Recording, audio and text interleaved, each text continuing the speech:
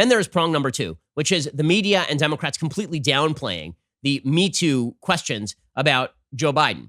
So again, I will say, I actually do not find Tara Reade's allegations particularly credible. Usually there's a pattern of conduct when people do this sort of stuff. Also, there are serious questions about the timeline, and she says she filed a Senate report. That Senate report seems to be missing in action. But we now know that Tara Reade's mom called into Larry King. We know that Tara Reade told a bunch of people who were around her about this allegation, which is more contemporaneous evidence than Christine Blasey Ford ever provided. It is hilarious to watch the Democrats pretzel themselves on this thing.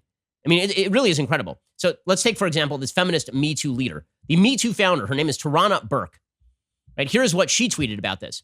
I took a moment away from work and movement-related issues to be present where I was needed as my family was affected with COVID. But I know many of you are wondering about my take on the Tara Reade story, 1 out of 14. Nothing like a long Twitter thread. My stance has never wavered. Survivors have a right to speak their truth and be given the space to heal. The inconvenient truth is that this story is impacting us differently because it hits at the heart of one of the most important elections of our lifetime. And I hate to disappoint you, but I don't really have easy answers. Oh, don't you? Oh, don't you? Weird, because I have a feeling that if these allegations were made about Donald Trump, and they were, you would not be, well, this impacts the election. I have some serious concerns. Because there are no perfect survivors, and no one, especially a presidential candidate, is beyond reproach. So where does that leave us? Where does that leave us? In a just world, we'd have a transformative approach to dealing with claims of sexual violence where a survivor's story is given fair consideration and they are made whole by a process that supports both accountability and healing. Well, that's a lot of words that mean nothing. Well done there. This is doubly important when outsized power dynamics are involved, but we don't have that right now. I thought that's what you were fighting for, though. Like, wouldn't now be a great time for you to stand up for it? Just what we have now is a zero-sum game where absolutely no one wins. Really? Does no one win? Because if what you stood up for was believe all women, you'd be out there on the ramparts shouting about Joe Biden being a molester. In part because most people weighing in at the moment don't actually care about transforming a culture of sexual violence. Ah, there we go. When your argument is bad, then the first thing you should do is impugn the motives of people who are making the counter argument. Right? When your argument is bad, definitely impugn the motives of people covering it. The story is not that a woman came out and accused. Can we say credibly accused? When do we get to use credibly accused? It was because that was the word with Christine Blasey, is credibly accused. And they kept using credibly accused long after her story completely fell apart. Credibly accused. Okay, so we can't say credibly accused about Tara Reade for some reason. And then I love the fact that she's like, well, we can't trust people who are asking questions because their motives are bad. Oh, because the motives of people asking about Brett Kavanaugh were absolutely great. The same people who were saying they wouldn't vote for Brett Kavanaugh if their choice were voting for Brett Kavanaugh or being thrown into a flaming hot lava pit. Those same people, their motives were absolutely pure in taking Christine Blasey Ford at face value. Tarana Burke, Me Too founder, says, many of you are only interested in this story because you are entertained by the trauma of others or because it has the potential to be politically expedient with no real regard for the survivor. Weird, because if you had regard for the survivor, it seems like you'd be taking her story super seriously. But right now, it seems like you're kind of dismissing her story because you like Joe Biden. Isn't that really what's going on here? Hey, isn't this just a variation of the Nina Burleigh argument that was made in 1998 during the Lewinsky scandal, in which Nina Burleigh, who was, I believe, writing for Time magazine at the time, said that she would do what Lewinsky did to keep abortion legal? Tarana Burke says, on the one hand, Tara Reade has been afforded the opportunity to speak her truth through mainstream media reporting on her claims and ongoing investigative journalism. Has she, though? Because no one's had her on MSNBC. Nobody's had her on CNN. The New York Times made one report on it on April 12th, and that's it. Really, was that the fair shake? She should have been able to come forward in a process where she was treated fairly in a trusted system. Instead, like other public survivors before her, she had to rely on journalists in order to be heard precisely because the system for survivors are not in place. You know who she should have gone to is you, Tarana Burke, and then maybe you should become her advocate. You're the Me Too lady. You're the Me Too lady, and you're like, well, this is a complicated issue. I find it very difficult to believe that Tarana Burke would find this quite so complicated if her political interests were not impugned here. She says, on the other hand, the defense of Joe Biden shouldn't rest on whether he's a good guy or our only hope. Instead, he could demonstrate what it looks like to be both accountable and electable. Oh, is that how? Meaning at a minimum, acknowledging that his demonstrated learning curve around boundaries with women at the very least left him open to all of this. Right.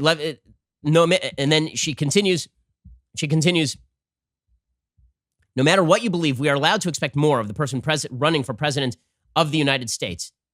This is where we are. We don't have a guidebook for this, in part because it would take a willingness from all of us to write it. Survivors deserve more than being used as a political football by disinterested parties, and a culture of acknowledging harm can't exist if we continue to view sexual violence as a catastrophic outlier rather than an embedded toxic element of our culture. So basically that is, I'm not going to condemn Joe Biden because I like Joe Biden and I want him to be the president. Speaking of people who want Joe Biden to be the president, Stacey Abrams. So Justin Amash announced he's going to run for president My friend Seth Mandel had the best tweet on this. He said, immediately Stacey Abrams sends her application because Stacey Abrams is unemployed at the moment and she's desperate to be the vice president. And Joe Biden apparently is taking a look at her mainly because he has some pretty bad numbers among black Americans, shockingly. Donald Trump actually has cut into the black vote share. So Stacey Abrams told the Huffington Post in an email, I believe women deserve to be heard. I believe that has happened here. The allegations have been heard and looked into. For too many women, often that's not the case. The New York Times conducted a thorough investigation. Nothing in the Times Review or any other later reports suggests anything other than what I already know about Joe Biden, that he will make women proud as the next president of the United States. And then she doubled down on that. She said, no, I don't have a double standard with Joe Biden and Brett Kavanaugh. No double standard whatsoever. So she said on CNN that there's no double standard here. No double standard at all. She says, not at all. I believe then, I believe now. Women deserve to be heard because too often they are not. And Tara Reid deserved to have her story listened to and investigated.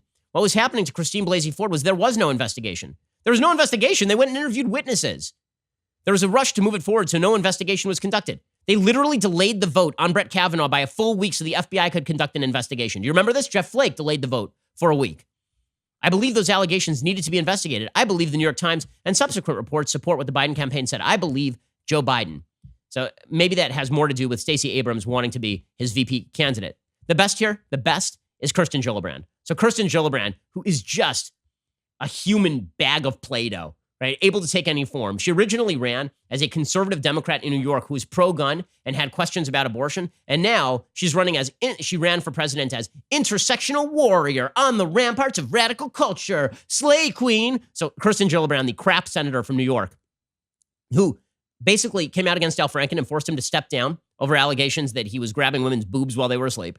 Right? And then she also came out against Brett Kavanaugh and suggested his life should be ruined because of all this. And she said that if she'd been around in politics in like the late 90s, then she probably would have gone up against the Clintons and she would have told the Clintons that Bill needed to leave. Right? That was after Hillary Clinton supported her and after she took all of their support. Now, Kirsten Gillibrand's like, you know who needs due process? Joe Biden. So Bill Clinton under the bus because he was no longer useful. Brett Kavanaugh can't be on the Supreme Court because there were unverified and unevidenced allegations against him. And also, we need to make sure that Al Franken leaves the Senate. But you know who's the best? Joe Biden. Kirsten Gillibrand is just has there ever been a more transparently ridiculous politician than Kirsten Gillibrand? I'm not sure. What's going on in the water in New York between Cuomo and Gillibrand and de Blasio? You folks need a better class of criminal. Here is Kirsten Gillibrand. When we say believe women, it's for this explicit intention of making sure there's space for all women to come forward, to speak their truth, to be heard. And in this allegation, that is what Tara Reid has done. She has come forward, she has spoken, and they've done an investigation in several outlets. I stand by Vice President Biden. He's devoted his life to supporting women, and he has vehemently denied this allegation. Wow, that is an amazing shift in position there, Kirsten Gillibrand. And I would be surprised by that, except that you play political twister basically every single day, which is why you got 0 votes in the Democratic primaries for president. One of the most lovely things was watching Kirsten Gillibrand twist herself into a gender studies major at Wellesley in order to run for president, and then completely fall in on herself like a dying star. That was pretty delicious. It is even more delicious to watch as she sells out her final principle, the MeToo movement, in order to back Joe Biden to maybe grab a crumb of maybe like a cabinet position. He'll make her Secretary of Housing and Urban Development, Kirsten Gillibrand. Ridiculous stuff. Will any of this end up costing Biden? I get the feeling this is snowballing a little bit, and that the double standard is going to be bad for Joe Biden. Remember, people are saying, well, he can just shout Trump. He can just shout Trump because Trump has a really bad history with women. Okay, he can try it. There's only one problem, and this is what Hillary discovered in 2016. Donald Trump is a mud monster. The man is made of mud. If you throw mud at Donald Trump, you know what? He looks the same as he did before. He is still a mud monster. If you throw mud at a mud monster, he now just has more mud on him. If you throw mud at Joe Biden, and Joe Biden has been portrayed as pure as the driven snow, as clean and as white as a freshly spread bedsheet, that's going to show a lot more, and it's going to be a problem for Joe Biden. Changing a perception of a politician is much more dangerous than reinforcing a perception of a politician. So that is where things stand in 2020 with regard to Joe Biden. Did you know that every like on this video creates one additional leftist tier? Don't ask me why. That's called science. To take advantage of this amazing opportunity, hit the like button.